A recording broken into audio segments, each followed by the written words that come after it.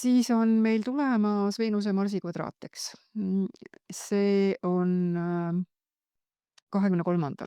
Noh, see on loomulikult selline hästi suur pinge armastuse ja kirja vahel, mis on Veenus ja Marss. Et noh, suhetes võib siin olla ikkagi väga selliseid lööpsädemeid.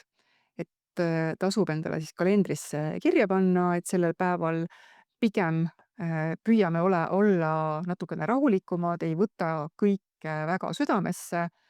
Kui keegi kuskil ütleb natukene halvemini, et need on need seisud, mis lähevad mööda, on rohkem armukodedust, pinget, noh, partneritega tülitsemist.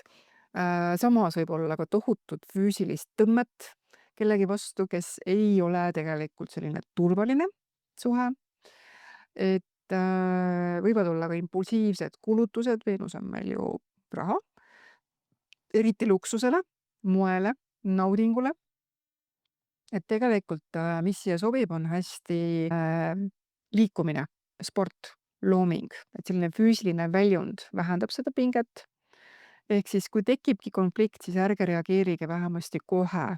Laske oma mõttel natukene rahuneda, hingake, jalutage mingi teise ruumi, rahunege maha ja siis alles tehke midagi.